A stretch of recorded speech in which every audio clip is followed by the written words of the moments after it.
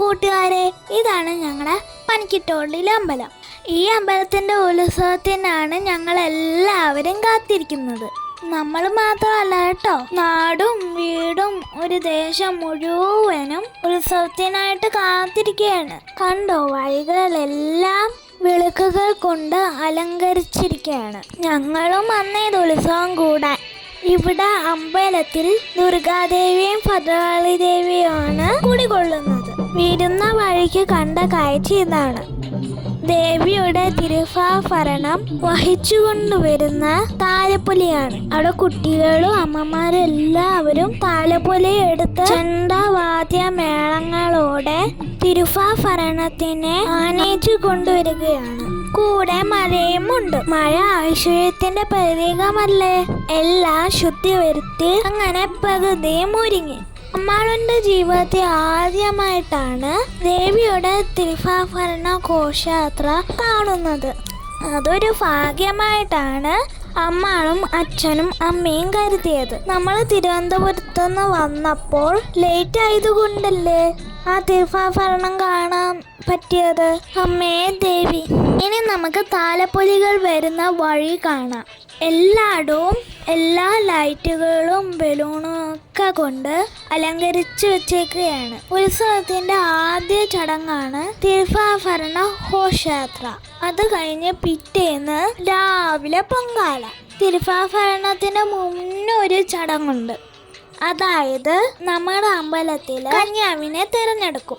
തെക്കുംഭാഗത്ത് ജനിച്ച് വളർന്ന കുട്ടിയായിരിക്കണം. 7 വയസ്സ് താഴെയുള്ള കുട്ടികളായിരിക്കണം. ഞറുക്കിട്ടായിരിക്കും കന്യാവിനെ തിരഞ്ഞെടുക്കുന്നത്. മഹാഭാഗ്യമാണ് കന്യാവായി ലഭിക്കുന്നത്. ഈ വർഷത്തെ കന്യാവ് അമ്മയുടെ ഫ്രണ്ടിന്റെ മോളായിരുന്നു.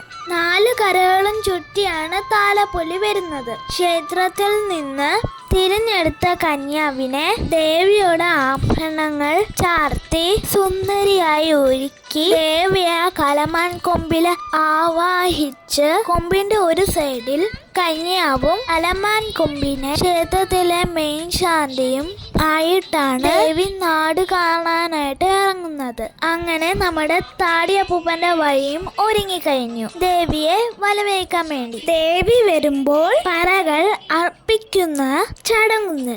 അതിനു വേണ്ടിയാണ് വീടുകളിൽ പന്തല് കെട്ടിയിരിക്കുന്നത്. നമ്മുടെ താടിയപ്പൂപ്പന്റെ വീട്ടിലും എല്ലാ വർഷവും പറകളുണ്ട്. ഒറ്റപ്പറ, 5 പറ, 10 പറ, 25, 51, 101 എന്നിങ്ങനെയാണ് പറകളുടെ കണക്ക്. ചിലവർ ക്ഷേത്രത്തിൽ കൊണ്ടുവന്നും പറയിടും. വഴിയിലെല്ലാം പല രീതിയിലുള്ള ആഹാരങ്ങളും ജ്യൂസുകളും എല്ലാം കാണും. നമ്മുടെ താടിയപ്പൂപ്പന്റെ വീട്ടിലും ഉണ്ട് ബിസ്ക്കറ്റും ജ്യൂസും ഒക്കെ.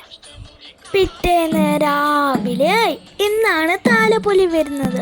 താലപ്പൊലി വരവ് അറിയിക്കാനായി പാണൻ വരികയാണ്.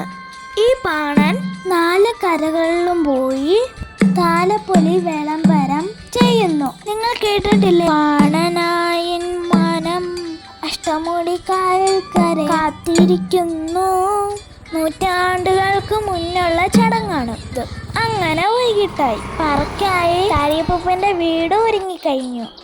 അമ്മാമ്മയും ഡോപ്പയും എല്ലാവരും നല്ല ജോലിയിൽ നിൽക്കുവാണ്. ഇപ്പോഴാണ് ഭയങ്കര മഴ വരുന്നത്. കൂടെ താലപ്പൊലിയും തുടങ്ങിക്കഴിഞ്ഞു. ഇങ്ങനെ താലപ്പൊലി പോയിക്കൊണ്ടേയിരിക്കും. ഈ താലപ്പൊലി 4 കരകളിലും നടന്ന് പിറ്റേന്ന് രാവിലെ ആവുമ്പോഴത്തേക്ക് അമ്പലത്തിൽ ചെല്ലും. ദേവി തിരികെ ക്ഷേത്രത്തിൽ എത്തിച്ചേർന്നതിന് ശേഷമേ എല്ലാവർക്കും തിരികെ വീട്ടിൽ പോകാൻ സാധിക്കുകയുള്ളൂ. അന്നത്തെ ദിവസം തെക്കും ഭാഗത്ത് ആരും ഉറങ്ങത്തില്ല. എല്ലാവരും നല്ല സന്തോഷത്തോടെ ഒരുമിച്ച് നിന്ന് ദേവിയെ വരവേൽക്കും. ഓരോ വഴിയിലായിട്ട് ഫുഡും വെള്ളവും ഒക്കെ ഉണ്ട്. നമ്മുടെ ഇന്ത്യയിലെ തന്നെ ഏറ്റവും വലിയ താലപ്പൊലിയാണിത്. പുഴയ്ക്കും മഴ തുടങ്ങി. നല്ല മഴയായിരുന്നു. താലപ്പൊലിക്കാർ അടുത്തുള്ള വീടുകളിലെല്ലാം കയറി നിന്നു. 3 മണി കഴിഞ്ഞപ്പോൾ താലപ്പൊലി ഇറങ്ങി. താലപ്പൊലി കൂടെ നടക്കുന്നവർക്ക് തിരികെ വീട്ടിൽ കയറാൻ പറ്റുകയില്ല. എന്നാൽ എന്ത് വീട്ടിലൊക്കെ കയറാം. എന്നാൽ മഴയൊന്നും താലപ്പൊലി നടന്നുകൊണ്ടേയിരുന്നു. ഈ താലപ്പൊലിക്കാണ് ഭാഗത്തുള്ള എല്ലാവരെയും ഒരുമിച്ച് കണ്ടുമുട്ടുന്നത്. അതുകൊണ്ടാണ് അമ്മാൾ ഇങ്ങനെ പറഞ്ഞതെന്നറിയാമോ? മമ്മി പറയുന്നത് കേട്ടിട്ടുണ്ട്. മമ്മി പഴയ ഫ്രണ്ട്സിനെ ഇതൊക്കെ താലപ്പൊലിക്ക് കാണാറുണ്ടെന്ന് പാവുമ്പ ക്ഷേത്രത്തിലും ഒരു കന്യാവിനെ തിരഞ്ഞെടുത്തിട്ടുണ്ട്. തെക്കുംഭാഗത്തെ കന്യാവും പാവുമ്പ കന്യാവും സഹോദരിമാരാണ്. പാവുമ്പയിൽ ചെന്നാണ് രണ്ട് ദേവിമാരും കണ്ടുമുട്ടുന്നത്. പണ്ടൊക്കെ താലപ്പൊലി ചെന്ന് കയറാൻ ഉച്ചയാവുമായിരുന്നു. ഇപ്പോഴൊക്കെ രാവിലെ 7 മണിയാകുമ്പോൾ താലപ്പൊലി ചെന്ന് കയറും. നമ്മുടെ തെക്കുംഭാഗം ഉണ്ടല്ലോ, നിറയെ അമ്പലങ്ങളാണ്, കൂടാതെ പള്ളികളും. അവിടെ ഒരു അമ്പലത്തിലെ ഉത്സവം കഴിഞ്ഞ് 1-2 മാസങ്ങൾ കഴിയുമ്പോൾ അടുത്ത അമ്പലത്തിലെ ഉത്സവം തുടങ്ങും. പിന്നെ പള്ളിയിലേയും തുടങ്ങും. അതുകൊണ്ട് അവിടെ എപ്പോഴും ആഘോഷമാണ്. നമ്മുടെ ഒരു നാട്ടുംപുറമാണ്. അമ്മയുടെ നാടൊരു ദ്വീപാണ്. ചുറ്റിനും വെള്ളമാണ്. അഷ്ടമുടി കായലിനാൽ ചുറ്റപ്പെട്ട് കിടക്കുകയാണ് നമ്മുടെ ഈ തെക്കുംഭാഗം. കൂടാതെ പല പ്രമുഖരും ജനിച്ച നാടാണിത്. കേട്ടിട്ടില്ലേ കഥാപ്രസംഗം സാംബശിവൻ സാറ്, പിന്നീട് അയലത്ത് പത്മനാഭക്കുറുപ്പ്, ഓം നാണുപതിരായൻ, ഇവരൊക്കെ ജനിച്ച മണ്ണാണിത്. അതുകൊണ്ട് തന്നെ പ്രത്യേക ഒരു ഫീലാണ് ഈ നാട്ടിൽ വരുമ്പോൾ. കൂടാതെ ഒരുപാട് ആളുകളെ കാണാം, അവരോടൊക്കെ സംസാരിക്കാം. ഒരുപാട് ചെടികളും മരങ്ങളും ഒക്കെയുണ്ട്. ആ സമയം ഈ തിരുവനന്തപുരത്ത് ഇങ്ങനെയുള്ള ഉത്സവങ്ങളൊന്നുമില്ല. പനക്കിട്ടോടിൽ അമ്മയ്ക്കിഷ്ടമായിട്ടൊരിക്കും, അഷ്ടമുടിക്കായലിൻ്റെ ഇട്ടൊടിക്കും. പനക്കിട്ടോടിൽ അമ്മയ്ക്കിഷ്ടമായിട്ടൊരിക്കും, അഷ്ടമുടിക്കായലിൻ്റെ. ദേവി എത്താറായി. പടക്കങ്ങളൊക്കെ കേട്ടു തുടങ്ങി. ഇനി പെട്ടെന്ന് തന്നെ അമ്പലങ്ങളെല്ലാം ഇടണം.